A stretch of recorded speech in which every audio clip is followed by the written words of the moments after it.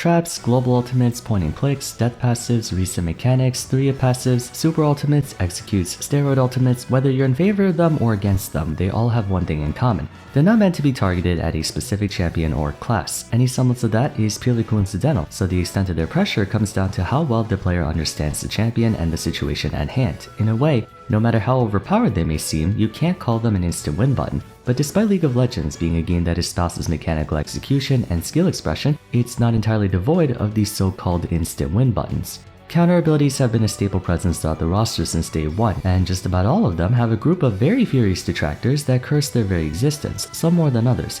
Just a moment though, I want to remind everyone that Apex Gaming PCs and I released a line of gaming computers for anyone looking to upgrade their hardware this holiday season. Apex offers cutting-edge budget and high-end rigs that are fully customizable, so by the time it gets to your house, it's already set to use. To start you off, I have 3 preset computers that range in price and specs, but like I said, you can get them adjusted however you want. If you use my discount code VARS or the link down below, you can get up to $250 off your next purchase, and Apex does offer financing in case you don't have the capital to pay all at once. Christmas is just around the corner, so why not treat yourself this year? Anyways, let's get back to the video. The reason they don't get as much attention as resets or executes though is because they're a lot more discretionary, whereas those mechanics affect everyone more or less equally. We're gonna go over them in detail to see if they're justified or should be phased out of the game entirely. The term counter in fighting denotes a retaliating strike while parrying incoming attack, and has been translated into video games as any form of response directed against opposition. When something counters another, it's an appropriate answer to whatever situation you face. A well-known example would be Jinzo in Yu-Gi-Oh! With its ability to disable the activation and effects of all trap cards on the field.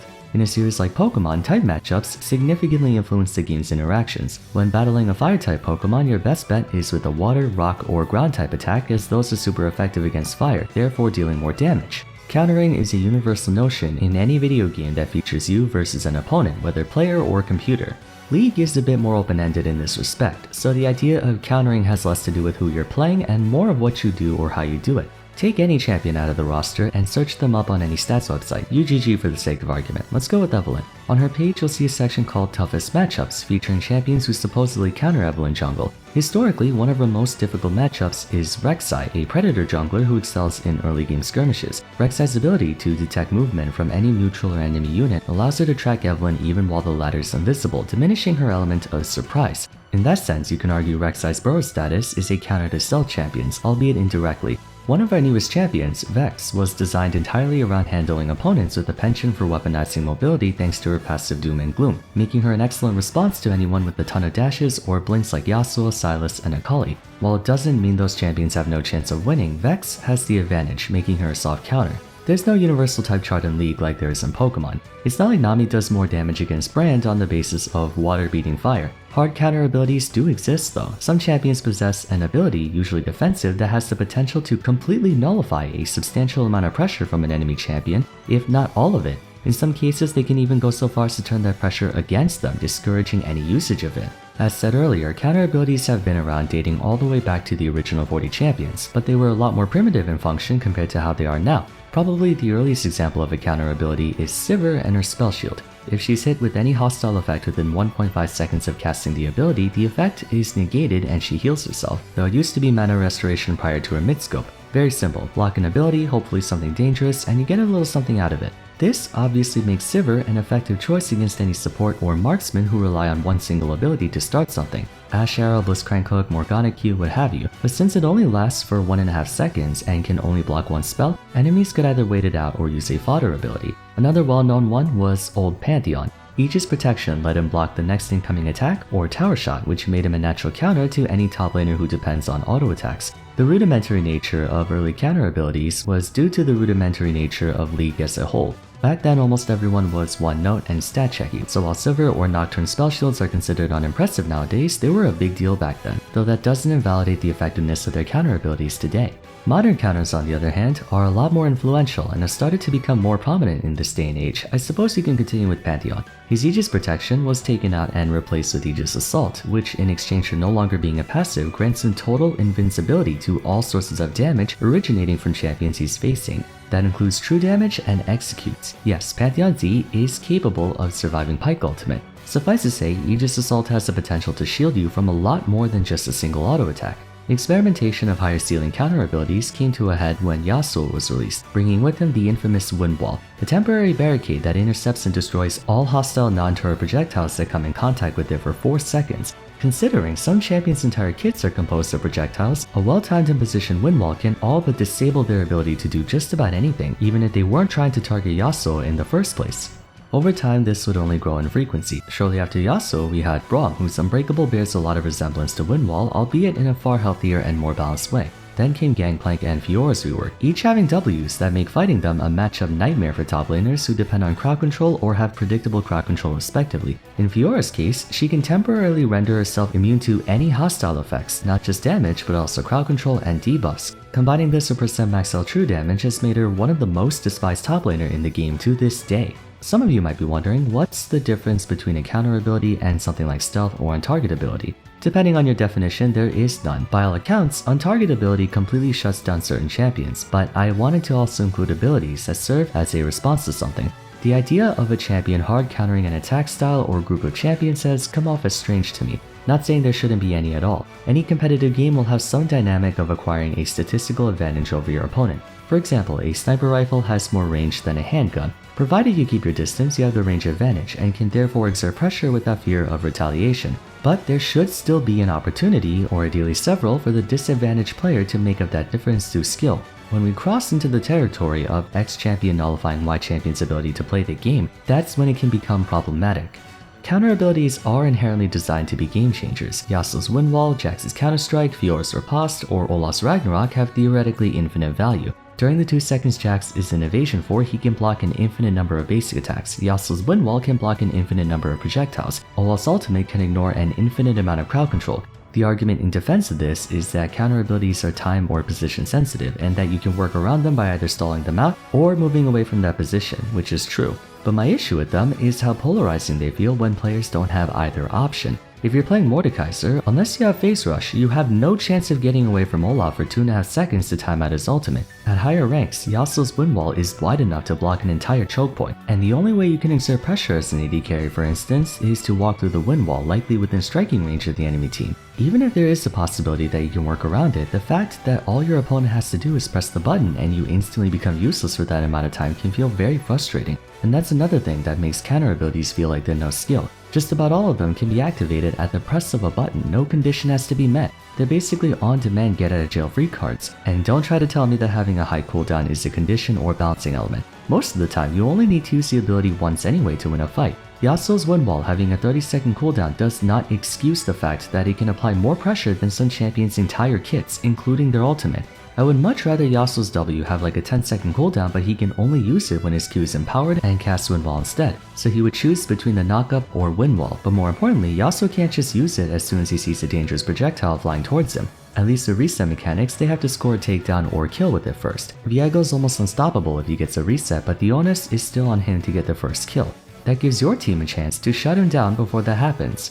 Characters having an advantage over other characters will always be present in PvP games. However, the goal is to make it so the gap isn't so overwhelmingly large to where you can't make up for it through skill, situational awareness, and execution. To ensure that happens, you need one or both of these things: universal tools and compensatory balancing.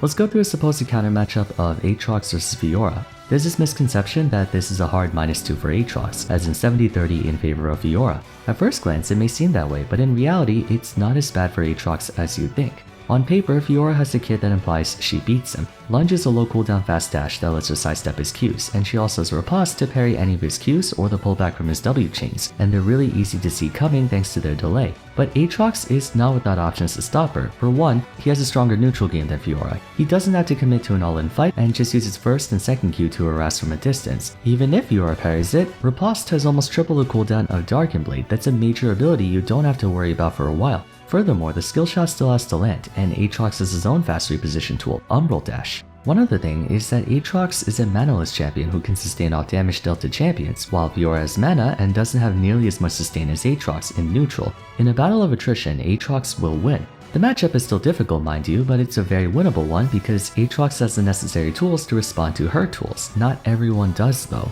Why this matters so much is due in part to how few moves each champion has. In a game like Smash Bros, every fighter has a wide arsenal of options, including the aforementioned universal ones like shield, spot dodge, roll, grab, or just plain mobility. Also in that game, attacks have startup and end lag. If they use one attack, they can't use another until that attack is done. That also applies to any defensive options like shielding or countering. In League, most counter abilities don't prevent you from using other attacks. Jax is free to bash your face in while Counter-Strike is up. Samira can integrate her Blade Whirl mid-combo, which not only shuts down projectiles but builds her passive stacks to use her ultimate. Most of these champions lose no momentum when casting those abilities. It would be one thing if Jax wasn't able to use auto attacks while Counter-Strike is active, sort of like how Pantheon is stuck in animation during Aegis Assault, but even with that, both of them can still chase after you. 90% of the roster has only their auto attacks, passive QWE ultimate, and summoner spells, making things feel more black and white than they really should be. This makes it far more likely for one champion's attack to be measured against another in a one-to-one fashion. Comparing Yasuo's Windwall to Miss Fortune's Bullet Time or Nocturne Spell Shield with Ash's Arrow, fundamentally their purpose differs based on circumstance, but if we zero in on a 1v1 situation, those circumstances are irrelevant. Ash's ability to pick off enemy targets from a far distance means absolutely nothing in a teamfighter skirmish involving Yasuo, and since all her attacks are projectiles, she doesn't have very many options other than wait, likely separating herself off from the rest of her team, or if being chased after, she won't be able to use her passive to slow Yasuo down. Either way, she's at a significant disadvantage, and there's practically no way she can respond to that individually. No item she purchases, no change in her playstyle will lessen how much Windwall screws her over. Case in point, counter abilities can strip a player's agency, and loss of agency is the #1 reason why players become frustrated with the game. On the subject of frustration, the presence of counter abilities means you're essentially being punished for playing that champion, especially since you're stuck with that champion for 20 to 40 minutes. It's not like Pokemon where you can swap out to another party member, or Smash Bros where you can swap to a different character in the next game, and games are only like 3 to 5 minutes. If you blind pick Mordekaiser without banning Olaf, you're fucked 6 ways a Sunday for the entire game. You'll be forced to play perma weak side, and then your team flames you for being useless when you had no choice in the matter. That's the issue. Champions and counter abilities can totally destroy your experience with that game. They give the user an advantage over their opponent, so massive that the only way they can lose is if they're bad or if by God's heavenly grace your jungler is willing to bail you out. But that ties back to the whole lack of agency. You can't rely on the jungler to give you a hand every time you get hard countered. The biggest reason why players ask if they can first pick for their teammates in Champ Select is because getting counterpicked is more consequential now than ever before. Bot lane's a bit more manageable. Even if you choose Blitzcrank and your opponent picks Alistar, it's a 2v2, so you can work with your ADC. Jungle doesn't involve constant interaction with your opponent, so it's not as bad. Line picking mid or top can lose you the entire game before you even exit Champ Select. I understand counter abilities may not be as overloaded as some other ones out there. More people would argue Gwen's Hollow Mist is more toxic than Cassiopeia's Miasma, or Mordekaiser's Death Realm is a bigger fuck you than Fiora's Riposte. Once again, it comes down to perspective. Counter abilities are not meant to handle every situation. It's just that in situations they are meant to handle, there's basically no counterplay. To clarify, I'm not saying they shouldn't exist, but it shouldn't take precedence over proper execution and skill. Dr. Mundo's passive allows him to ignore one hard crowd control ability whenever it's active, and it drops a canister on the ground that he can pick back up or his opponent can step on. Champions with one crowd control ability like Darius can free up a window of opportunity by setting it off then stepping on the canister, ensuring his next cast of Apprehend won't get blocked. For Pantheon's Aegis Assault, he can only block damage in a certain direction, so by walking behind him or attacking from the side, he's still vulnerable.